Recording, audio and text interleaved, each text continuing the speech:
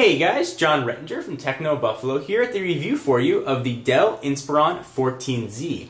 This is part of Dell's Consumer Z series, which takes advantage of CULV processors. You may start to hear that around. And what that stands for is Consumer Ultra Low Voltage.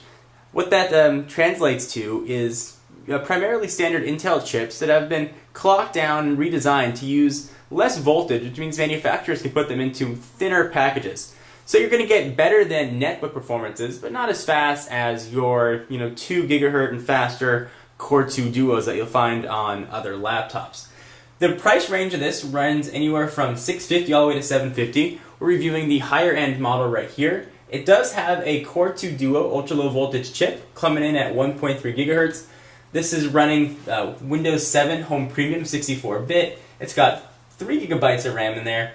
And it's got a 8-speed CD/DVD drive, which is something that you don't really see in some of these ultra-low voltage computers.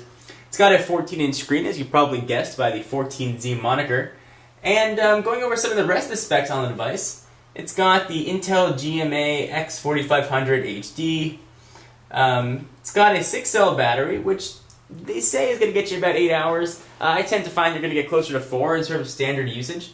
It's got a 1.3 megapixel integrated webcam, Wi-Fi, and sort of everything else that you would expect from it. Weight-wise, it comes in at about 4.4 pounds, so it's not the lightest laptop in the world, but it's certainly not the heaviest. The resolution of the 14-inch screen is 1366 by 768. So let me give you a bit of a tour of the laptop. You probably saw it during my unboxing. Let me show you what this thing looks like. You can get it in a variety of colors too. We've got the red one right here, obviously. So as far as ports go ahead and plunk out the power cord.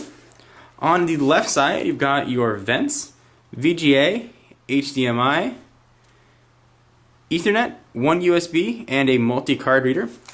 On the front of the laptop, you've got microphone and headset ports.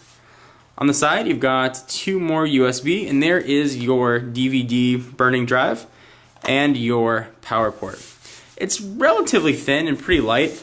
Really, we notice the thinness is on the back. If you compare this size-wise with the standard Dell 14 Inspiron that you may find at Best Buy or your local electronics store, you'll definitely see a significant difference in size.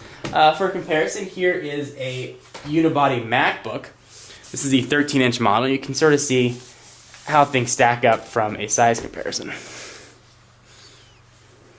So it's a little bit bigger than a MacBook, but not by much. It does actually weigh a bit less. Go ahead and put that back off to the side, and let's keep digging in to the computer. So now let's take a look at the keyboard. Certainly typing is very important to computer usage. Keyboard doesn't have much flex to it at all. It's a pretty nice keyboard, wide space, certainly full-sized. It sort of is chiclet, but not chiclet.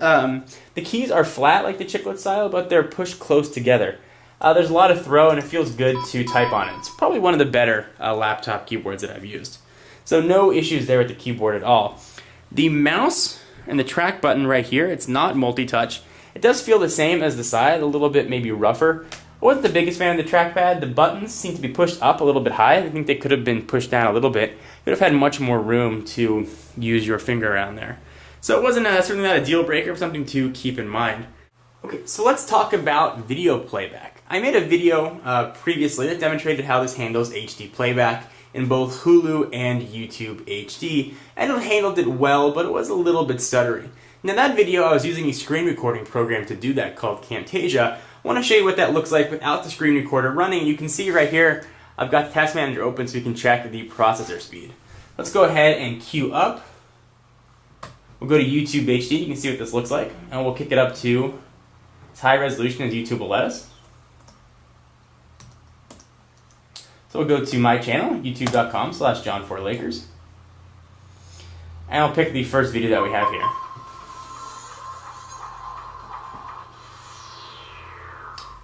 So it's review of the Nexus 1. Go ahead and go right to the page.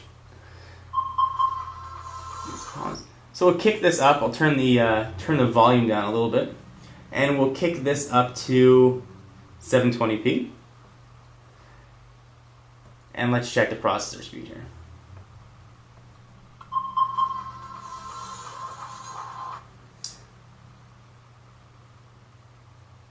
So it's staggering a little bit that maybe due to the internet connection. Hey guys, John Rettinger from Techno Buffalo here with a full review for you. So the video is playing, and it's playing smoothly. There's a little bit of a buffering issue at the beginning. The processor speed, though, goes all the way up once it's playing to 67, 75%. Right now we're at 72. Now let me go ahead and push this back so we don't have a buffering problem. And let me go put this on full screen. Hey guys, John Rettinger. You can see how this moving wallpaper here is moving pretty fluidly. So the moral being, you're not going to get fantastic HD playback, but you're going to get definitely watchable HD playback. And I had the same experience on both Hulu and YouTube HD. Very watchable, the audio's synced up nicely. You're not going to have any trouble with that. Now, as far as it handles multitasking, you can handle it okay. You can definitely have 4 or 5 browser windows open. You can have Microsoft Office open on here too, and not run into any issue. The 3 gigabytes of RAM certainly helps out with that. And not running an Atom chip definitely gives you a little bit more power than perhaps you might have been used to on a netbook. I did just run a performance score on this. Let me show you what that came in at. So the overall score here is 3.4, and that's based on the lowest score. Processor got a 4.1. Memory, so that's the... Hopefully you guys can see that. That's the RAM, got a 4.7. Graphics got a 3.7. Gaming graphics got a 3.4, which is where the 3.4 rating came from. And the primary hard drive got a 5.4. You can get the hard drives can really range as far as size goes. I think this one has a 160 gigabyte hard drive in there. Which is user accessible, I should mention, in case you want to upgrade it on your own. So overall, this is a very capable machine. Certainly a step up from a netbook, and really you're not sacrificing that much over a standard consumer notebook. So I can definitely recommend this to anybody out there that's looking for a PC that's a little bit lighter and you want the smaller screen size. Having a 14-inch ultra-low voltage is a little bit odd. Generally these run 13-inch range or even a little bit smaller. So 14 is a unique size. Screen resolution wasn't fantastic. I would have liked to have seen a higher res screen, especially for a laptop that's going to run you $750, like this one does for the higher end. You know, at that price point, you can definitely get full Core 2 Duo chips. It's going to be a little bit chunkier, a little bit bigger. You're definitely going to sacrifice some of the size, but you are going to get a little bit more power.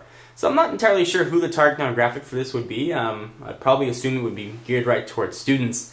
But if you're in the market for an ultra-low voltage laptop and you really like the Dell brand, you can't go wrong with this. It works well, but just know what you're getting yourself into. You're not going to get a powerhouse that's going to be able to render HD video. Although I did try, and it took a very long time, but it did do it. You're going to get a computer that's great for multitasking, for word processing, for web browsing, and doing some video viewing. You're not going to play any HD games on here. Don't have any illusions that you will be able to. Anyway, guys, hope you enjoyed. John Rettinger from TechnoBuffalo.com, and I will see you guys in the next video.